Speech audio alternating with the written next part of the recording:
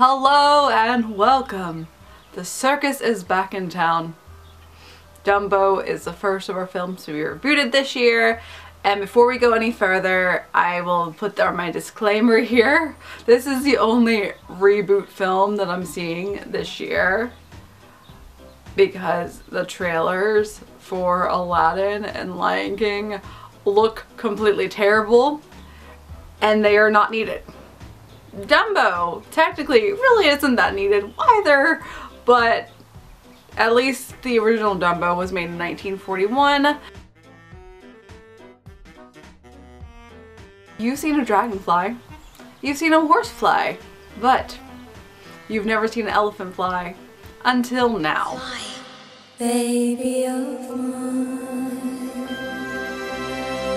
Dumbo was released and it was directed by Tim Burton. That is one of the main reasons that I wanted to go see this film, is because if you've been following me, you know that I am a Tim Burton stan, and therefore I have to go see as many of his works as I can. And over the years, I haven't enjoyed his films as much as I've done in the past, but I will say he did an excellent job with this one. There were things that I didn't like about it. It's not a perfect film, but there are really great things about it too, which I do appreciate it, and the good outweighs the bad in this scenario. We have a very outstanding cast as well. Our main stars include Colin Farrell, who I love, as well as Danny Devito, which I was honestly really excited about. But I've learned that Danny Devito is really not that versatile an actor. I love him, I really do. But whereas he's playing the ringmaster here, I'm just seeing him as Frank from It's Always Sunny in Philadelphia. Can I offer you a nice egg in this trying time? There's really no difference compared to Michael Keaton, who honestly is fantastic, and I really feel like he's so underrated an actor. Michael Keaton does a fantastic job, and he's worked with Tim Burton before. Danny DeVito's worked with Tim Burton before. A lot of these people have, because it happens a lot of times with Tim Burton. I always refer back to Michael Keaton as Beetlejuice. It's showtime.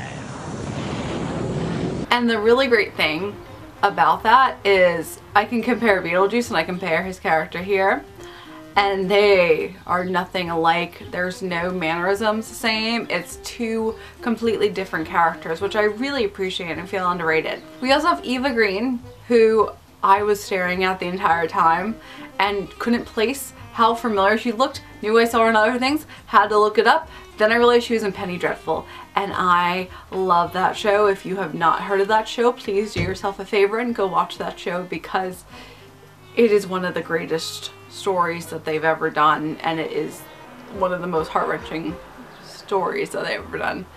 It's a horror version of Once Upon a Time, and I love it so much, and therefore I have to plug it, even though it's only a couple years old at this point. A place in the shadows, rarely seen but deeply felt, where some unfortunate souls are cursed to live always.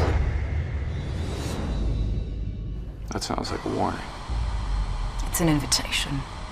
And then we also have Alan Arkin, which his character is J. Griffin Remington. And I learned, looking up the trivia for this, that originally this character, J. Griffin Remington, was written for Christopher Walken in mind.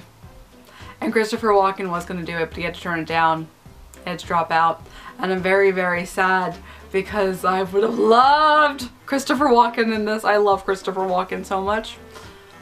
So knowing that, that would have been... Alan Arkin's amazing, okay? Don't get me wrong. But Christopher Walken, I love him so much. He would have made this 1,000 times better. But everyone does an amazing job respectively. Our two young cast members, Nico Parker and Finley Hobbins, do a really wonderful job as well. And the family is a really great addition to this film. Going into it, because Dumbo was created in 1941, it is a lot shorter of a film. It is a musical. It's a very different tone compared to this adaptation reboot. And I actually really appreciated the different take on the story. There was a couple things that were missing in it. We don't have Timothy the Mouse, and I do miss Timothy because of the fact that for me personally, and I mentioned that when I did my Dumbo review originally, if you want to take a look, you can click on the link in the description. He sounds like Harley Quinn. Therefore, he's a little favorite of mine. But I also really did like the companionship between Dumbo and Timothy. And so the humans taking the place of Timothy made me miss him a little bit. Overall, they did a very fantastic job, but I still liked my little Timothy the Mouth. He's very underrated. You gotta come out, boy. We can break this film down into two categories, the pros and the cons, because there's a lot of both. And let me start off with the cons first, and then we'll go into the pros. So there's a couple of cons I didn't like about this film. The Timothy could be a minor one, but the overall picture really we didn't lose much from not having him around. I also can tie this to both of the movies. I really hate the first act of the storyline, which is the main act in Dumbo.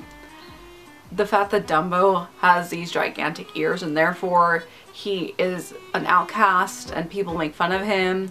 In the original movie, the elephants made fun of him, which made more sense, but this time people are making fun of him. And honestly, looking at it logically, which yes, I know I'm trying to make logical questioning about an elephant that can fly. We're gonna just go along with it. I don't know if people actually would care if he had gigantic ears. They also did focus on the original concept that Mrs. Jumbo was trying to protect Dumbo, and things got crazy and they portrayed her as a mad elephant and she got sent away. And that in turn becomes a motivation for the kids to have Dumbo fly and raise the money for the circus, and therefore they can bring back his mama.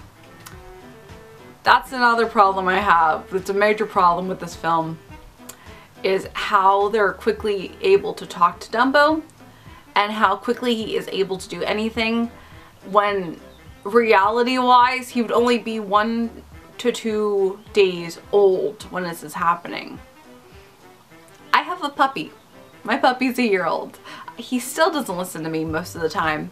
And I remember he couldn't understand the concept of fetch when he was a couple of months old. How is Dumbo able to understand everything they're saying when he's 1 day old?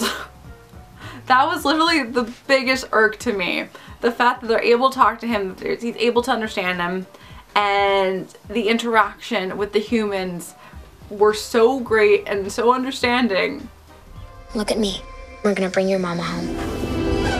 It drove me crazy.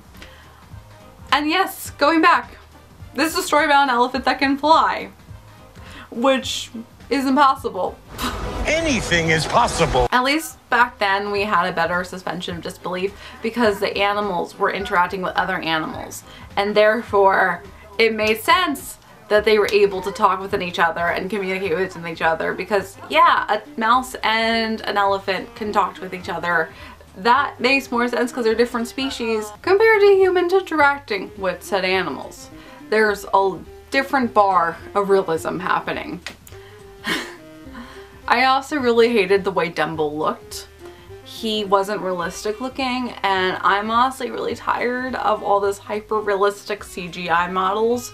They just look off to me. It's very Uncanny Valley in my opinion, and I know they were trying to make him look really cute and adorable. It was just too weird. I could not get over the fact that he's clearly not real. He's clearly not there. Honestly, as weird as it sounds, Scooby-Doo was more realistic than Dumbo was.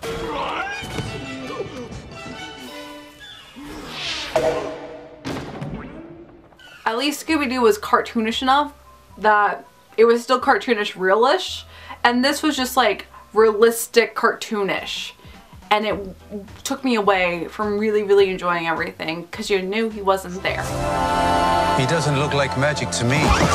And then the biggest complaint of this film is the idea they talk about animal cruelty.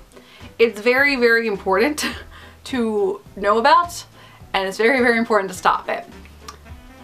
I just am such a huge fan of animals, and I just feel terrible seeing them be mistreated. And for me, I literally was so tense in my seat worrying about these animals that aren't real, cringing at the entire thing that was happening because I felt so bad for them. I just wanted them to be left alone, and I feel like they're fine in the circus as long as they're treated well. Because going back to my realistic experience with animals, my dog, he has a crate. He likes to be in his crate. It's his safe place.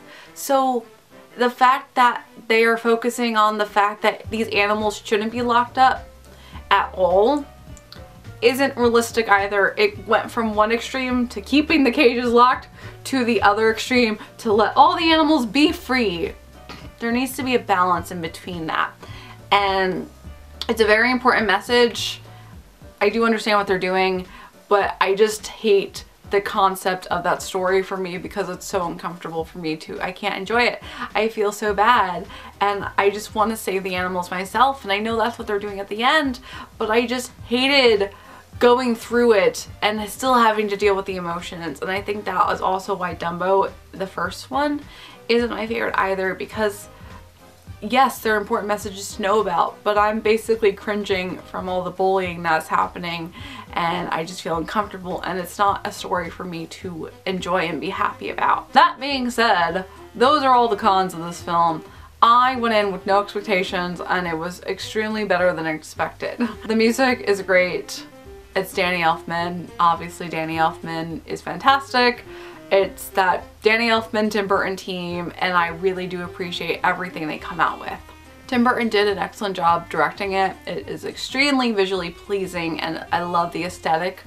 It takes place in 1919, and it's on the turn of the 20s, and I love the idea of the 20s, and the flapper aesthetic is all over this film. I love the idea of circus looks. That is a fashion choice that I always have been drawn towards, and I really appreciated a lot of the ensemble cast and how well they worked together. The mermaid and the strongman were honestly some of my favorite characters. I loved the troupe. The troupe was really wholesome, and I will say, even going into it, the trailer made it seem like Danny DeVito's character, the ringleader, wasn't gonna be a wholesome good guy. I feel like a lot of times the ringleaders always are more vicious. I also ended up comparing it to another movie that I did review last year, Water for Elephants, and that's all about elephants, and the ringleader wasn't the good person in that, so therefore that was in the back of my head and made me a little bit biased.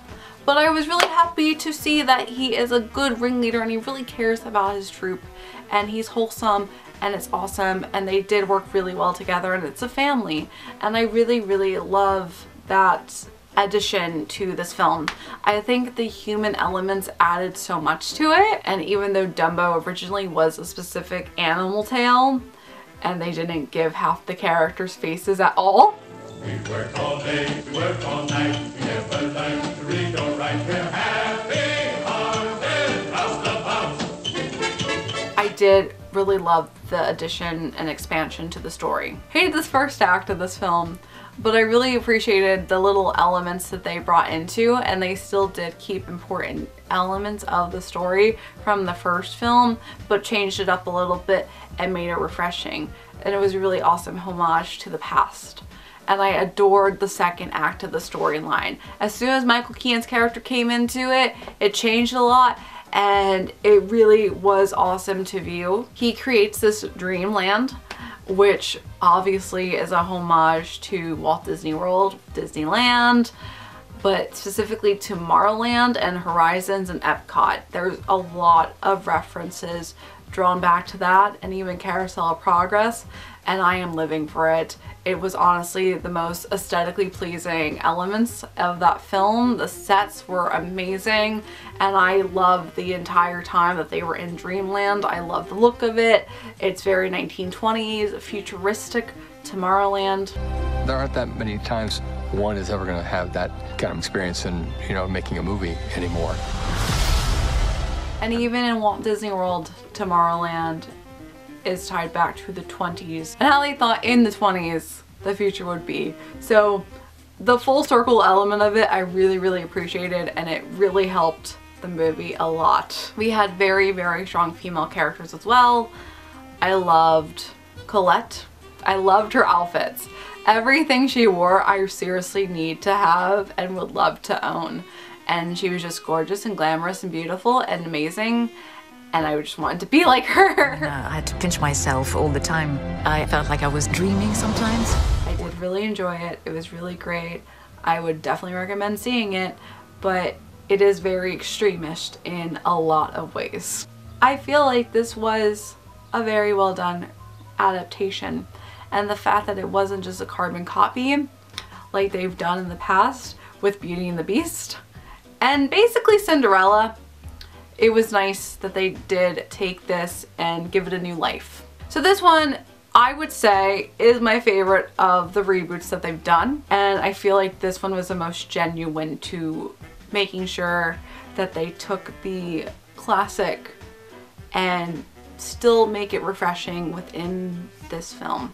So you can stay tuned, and as always I hope you have a magical day, and I will see you real soon.